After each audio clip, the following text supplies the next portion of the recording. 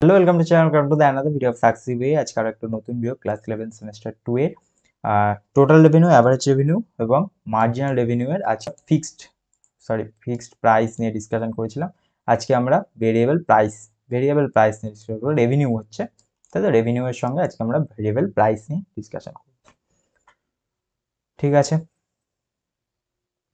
তো এই হচ্ছে আমাদের ভেরিয়েবল প্রাইস।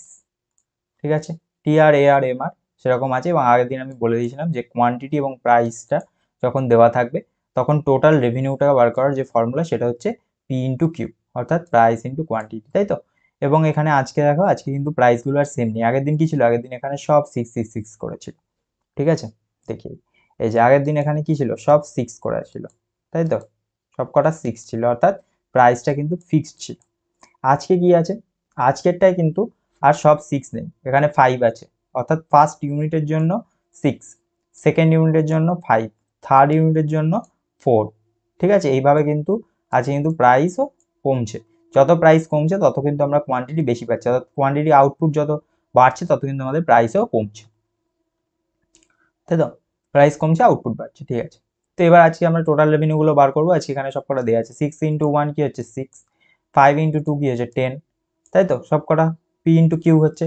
দেন এই 4 আর এই 3 গুণ করে কি আসছে 12, এই 3 আর এই 4 গুণ করে কি আসছে, সেটাও 12 আসছে। আর এই 2 আর এই 5 মাল্টিপ্লাই করলে 10, তাই তো? তাহলে টোটাল রেভিনিউগুলো আজকে আমরা এরকম পেলাম। আচ্ছা, নেক্সট হচ্ছে আমাদের অ্যাভারেজ রেভিনিউ। অ্যাভারেজ রেভিনিউ কি? অ্যাভারেজ রেভিনিউ হচ্ছে টোটাল রেভিনিউ বাই কোয়ান্টিটি। তাহলে টোটাল রেভিনিউ যখন আসবে তখন কি হবে? টোটাল রেভিনিউ, ফার্স্ট ইউনিটের টোটাল রেভিনিউ 6, ফার্স্ট ইউনিটের কোয়ান্টিটি 1, ঠিক আছে? তো ডিভাইড হলো 6/1, এসে গেল 6। সেকেন্ড ইউনিটের টোটাল রেভিনিউ কত? সেকেন্ড ইউনিটের টোটাল রেভিনিউ হচ্ছে 10, তাই তো? তাহলে সেকেন্ড ইউনিটের কোয়ান্টিটি 2, তাহলে 10/2 5। সেম এইভাবে 4, 3, 2 এরকমগুলো আসবে টোটাল রেভিনিউ। এগুলো হলো টোটাল রেভিনিউ। এবার হচ্ছে মার্জিনাল রেভিনিউ। দেখো, মার্জিনালটাই কিন্তু বুঝতে সমস্যা হয় অনেকে। তো মার্জিনাল রেভিনিউ কি হচ্ছে? ফার্স্ট ইউনিটের কোনো মার্জিনাল রেভিনিউ আসবে না, সেকেন্ড ইউনিট থেকে মার্জিনাল রেভিনিউ দেখবো, কারণ আমরা মানে যে আমরা ডিফারেন্সটা নেবো সেই ডিফারেন্সটা তো নিতে পারবো না। সেকেন্ড ইউনিট, ফার্স্ট হচ্ছে 10, এই যে এই 10 এখানে বসলো 10, দেন আগেরটা 6, এই 6 বসে গেছে। নেক্সট হচ্ছে, তাহলে এই ডিফারেন্সটা নিলাম আমি 10 মাইনাস 6, আর এই ডিফারেন্সটা নেব, অর্থাৎ 2 মাইনাস 1, তাই তো? 10 মাইনাস 6, 2 মাইনাস 1, 10 মাইনাস 6 4, 2 মাইনাস 1 1, তাহলে 4। ঠিক আছে, দেখাই সেকেন্ড যেটা 2 থেকে 3 চেঞ্জ হয়েছে 1 ইউনিট, আর এখানে 10 টু 12, তাই তো? তাহলে 12 মাইনাস 10, আর নিচে 3 মাইনাস 2, উল্টো দিক থেকে যায়, তাহলে 2। ঠিক আছে, এইভাবে এই সেম ফর্মুলা ইউজ করলে তোমরা এগুলোও পেয়ে যাবে, 0 2। ঠিক আছে, সেম ফর্মুলা ইউজ করলে তোমরা এগুলোও পেয়ে যাবে। আচ্ছা, তাহলে পি ইকুয়াল টু এ আর হয়েছে, আশা করি বোঝা গেছে। তো পি ইকুয়াল টু এ আর কেন হচ্ছে? ফার্স্ট ইউনিটে পি ছিল 6, 6, পরেরটা 5, তারপর একটা 5, তারপর একটা 4, তারপর একটা 4। ঠিক আছে, এগুলো কিন্তু সেমই আছে, অর্থাৎ প্রাইস ইকুয়াল টু এ আর, এটা হচ্ছে ফার্স্ট কন্ডিশন, এটা ছিল। আর প্রাইসটা ফিক্সড। ভেরিয়েবল প্রাইস যখনই হবে তখন কিন্তু প্রাইস ইকুয়াল টু এ আর। ঠিক আছে, এটা হবে। নেক্সট হচ্ছে টোটাল রেভিনিউ। টোটাল রেভিনিউটা কিরকম হবে? টোটাল রেভিনিউ কি হচ্ছে? ফার্স্টে 6 ছিল, তারপরে 10 হয়েছে, 10 থেকে কি হয়েছে 12 হয়েছে, 12টা কিন্তু সেম রয়েছে, তারপরে আবার কমেছে, 12 থেকে 10 হয়েছে, তাই তো? তাহলে ফার্স্টে 6 ছিল, সেখান থেকে 10 হলো, তাই তো? 10 থেকে 12 হলো, হুম, তাই তো? সেখান থেকে আবার কমে গেল, অর্থাৎ উল্টো দিকে আবার ঘুরে আসবে, তাই না? তাহলে এই যে ঘুরে আসছে, তাহলে টিআর কার্ভটা এরকম দেখতে হবে। এই যে এদিকে টিআর থাকবে টোটাল রেভিনিউ, ঠিক আছে? আচ্ছা, নেক্সট নেক্সট হচ্ছে মার্জিনাল রেভিনিউ। মার্জিনাল রেভিনিউ কার্ভটা কেমন? মার্জিনাল ফার্স্টে 4 ছিল, তারপরে 2, তারপরে 0, তারপরে -2, একটা টাইমে 0 হয়ে গেছে, তারপরে নেগেটিভে চলে গেছে, অর্থাৎ আমাদের মার্জিনালটা এই যে এরকম আসবে, এই কার্ভটার মতো শুরু হবে, সেখান থেকে মার্জিনালটা শুধু কমছে 4 থেকে 2, 2 থেকে 0, ঠিক আছে। আরো বড় যদি ডেটা সেট নেওয়া হয় তাহলে দেখা যাবে আরো কমছে, মানে আরো বেশি কমছে। তাহলে এটা কি হবে, ডাউনওয়ার্ড স্লোপিং, ডাউনওয়ার্ড এরকম নিচের দিকে আসবে, এবং একটা টাইমে 0 হয়ে গেছে, তো 0 থাকবে, তারপরে নেগেটিভে চলে যাবে, তাহলে আরো নিচে চলে যাবে, ঠিক আছে। আচ্ছা, এয়ার কার্ভ, এয়ার কার্ভ কি হয়েছে, এয়ার কার্ভ কি হয়েছে, আমাদের প্রাইসের মতনই সেম বিহেভ করবে।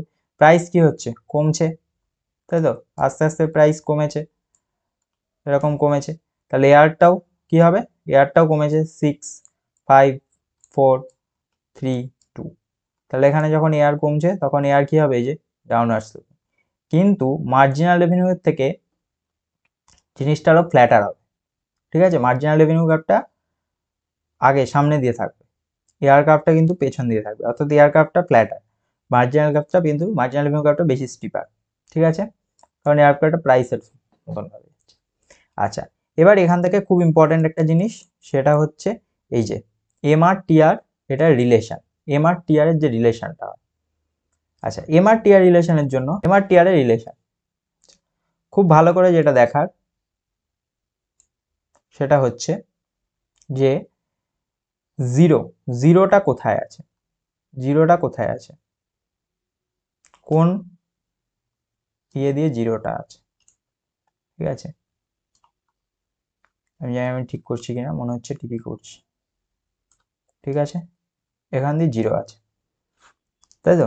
এবং খুব ভালো করে দেখো, জিরোটা যেখানে, এখানে কিন্তু টোটাল রেভিনিউটা ম্যাক্সিমাম, টোটাল রেভিনিউটা ম্যাক্সিমাম, ঠিক আছে, আর এখানে কিন্তু 0, তাহলে টোটাল রেভিনিউ যেই পয়েন্টে আমার ম্যাক্সিমাম হচ্ছে সেইখানে আমার মার্জিনাল রেভিনিউটা 0 হবে, ঠিক আছে। অর্থাৎ এই পয়েন্টে টোটাল রেভিনিউ আমার ম্যাক্সিমাম, তো এইখানে মার্জিনাল রেভিনিউ আসবে 0, ঠিক আছে। এবার মার্জিনাল রেভিনিউ কার্ভটা তাহলে আমার এইভাবে আঁকতে হবে, ঠিক আছে। তার সঙ্গে এমনি মার্জিনাল রেভিনিউ কার্ভটা আগে যেভাবে ছিল, যে এই মার্জিনাল রেভিনিউ কার্ভটা ডাউনওয়ার্ড স্লোপিং, ডাউনওয়ার্ড তো যাবেই, ঠিক আছে, সেটা তো কোনো অসুবিধা নেই, এই যে ডাউনওয়ার্ড যাচ্ছে, কিন্তু এই জায়গাটা ঠিক রাখতে হবে, যে জায়গায় টোটাল রেভিনিউটা 0, এই পয়েন্টটা ঠিক তার একদম নিচে ওই অ্যাক্সিসে মার্জিনাল রেভিনিউটা কার্ভটা কাট করবে, ঠিক আছে। বাকি এই যে এখানে টোটাল রেভিনিউ, এখানে মার্জিনাল রেভিনিউ, ঠিক আছে, এদিকে টিআর এমআরও দেওয়া যায়, ঠিক আছে। তো এই হচ্ছে আমাদের, এটা হচ্ছে আমাদের ভেরিয়েবল প্রাইস, এই হচ্ছে আমাদের ভেরিয়েবল প্রাইস। একটা ছিল ফিক্সড প্রাইস, আর একটা হচ্ছে ভেরিয়েবল প্রাইস। ফিক্সড প্রাইসে আগেই বলেছি P equal to AR equal to MR, আর যখন আমাদের ভেরিয়েবল প্রাইস হবে তখন কিন্তু পি ইকুয়াল টু এআর হবে, পি ইকুয়াল টু তখন শুধুমাত্র এআর হবে, তখন কিন্তু আর এমআরটা হবে না, পি ইকুয়াল টু এআর হবে। আর আরেকটা খুব ইম্পর্টেন্ট রিলেশন, যেটা হচ্ছে যখন আমাদের টিআর হবে ম্যাক্স, টিআরটা যখন ম্যাক্সিমাম হবে তখন কিন্তু এমআর আসবে 0, ঠিক আছে। তো এগুলো কিন্তু খুব ইম্পর্টেন্ট পার্ট, এগুলোকে মাথায় রাখতে হবে। তো এই ছিল মোটামুটি ভেরিয়েবল প্রাইসের রেভিনিউয়ের সঙ্গে যে রিলেশন বা যেটাই বলো না কেন, এটা খুব ইম্পর্টেন্ট একটা টপিক। তো আজকে ভিডিও ভালো লাগে অবশ্যই একটা লাইক করো, চ্যানেলটা ভালো লাগে সাবস্ক্রাইব করো। Thank you keep watching success.